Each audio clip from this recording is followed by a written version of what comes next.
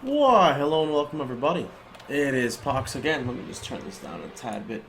I wanted to go ahead and give you guys a little update of what our day one in the League of Prophecy looked like, and kind of like the build that I'm playing. So first off, I will state that I'm actually not a big fan of this build.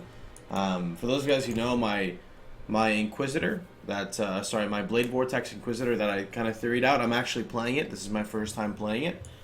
And it feels a little underwhelming compared to my Scion Blade Vortexer and even my Shadow Vortexer, since Poison kind of got buffed on the Assassin side. So I'm not too sure how much longer I'm playing it. Maybe another day or two. Maybe I'll push it to 90 or something, and we'll see what happens. But I'm really curious, I think, to pull away from the racing approach and going more into the theory crafting approach. So a future character that you'll see coming up soon is going to be something along the lines of Shadow with puncture and poison, so a full damage over time build. My buddy Fear and Sorrow was talking about one before, and I was always thinking about playing one. So I figured either I'm gonna play just a manual character, like manual, non-traps or traps. It's one of the other. Anyway, going on to this character over here. I'm gonna go ahead and run you down some of my links I'm using. So I've got Life Leech support with Blade Vortex, Increased Crit, Physical Lightning, Spell Echo. Now I kind of did two variants of it. So my first variant was I came across here, grabbed Sovereignty, moved down, grabbed Charisma, and I ran Dual Blasphemy, which I did not like. The Dual Blasphemy was Enfeeble alongside with Warlords.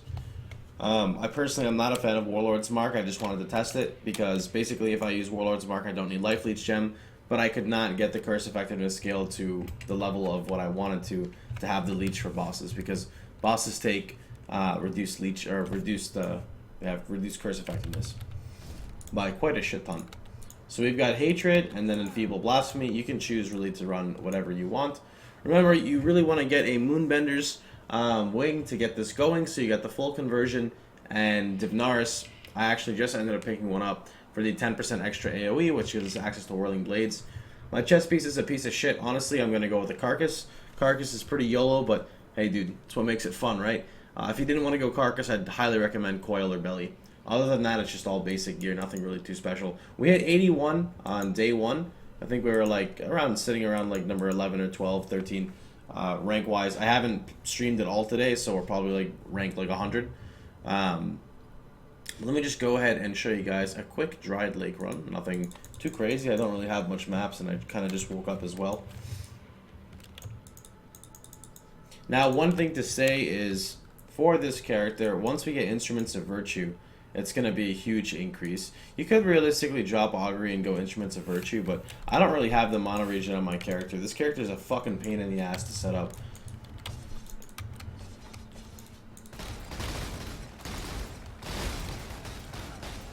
As for power charges, you just cast the manual Blade Vortex and it'll let you charges.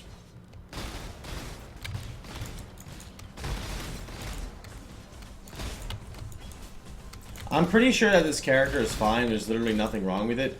I just kind of wanted more out of my character, if that makes sense. Like, I feel it doesn't do enough damage personally. That's my other issue.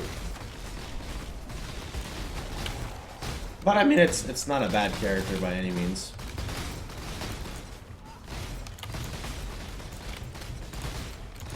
Reflect is a bit scary. You have to make sure your Fortify is up. If your Fortify is not up, you can die to Reflect with 2-player HP. Well, actually, anything above 1-player HP, really.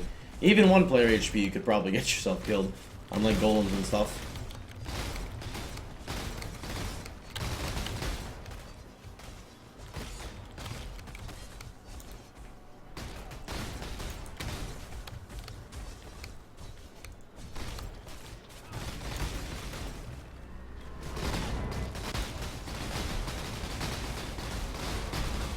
It's really not that bad. I just don't have the mono region to support having a bunch of Blade Vortexes up at once. Anyway, so I'm going to go ahead and run down the skill tree for you guys really simply. Remember, if you guys want additional information, just go on my stream and type !profile. Look up the character Pohx Pants. So we started up on Templar side, going into Retribution, grab Discipline and Training, Amplify, Elementalist, Light of Divinity. This might be Respect after. Moved across. I came down and grabbed skill effect duration. You want to come in through here, grab your blast radius. Now, once you grab blast radius and you get a moonbender, specifically once you get a moonbender, so this is like a level, what, 39 weapon, I think, or something? 39 weapon. By level 39, if you want your leveling to become a joke, simply come up here, spec into Elemental Overload, use my exact, well, you don't need life leech, you can use duration. But basically, you swap out increased critical strikes to control destruction. And you're running Spell Echo, Fizz the Lightning, control destruction, Blade Vortex, increased duration. I think I got that right. And you pretty much just don't pick crit up. So you'll just walk through here, or you can even come across if you wanted to. You'll move through, keep going, leave the crit, don't touch here, don't touch here, calm down, and then you're ready to transition to crit. So that's what I would recommend whenever you're ready to go crit. So by like level 80, 75, 80, I would say just wait for a Dibnaris. That's kind of the main one. Other than that, you should pretty much be fine. So that pretty much wraps up this character. Like I said, nothing too interesting. I expected a little bit more from him, but I didn't get it. Maybe when I get a Carcass and some more mana regen, it might be nice. Carcass is a little tiny bit of damage, mainly the AoE utility. Maybe that extra 20% AoE will help push it to what I want to see. That's it for now, boys. Hope you guys enjoyed yourself. Hope you guys enjoyed the video. Remember, if you enjoyed it, please feel free to like, share, and subscribe. And I will see you guys on the stream later today. Have a good one, everybody.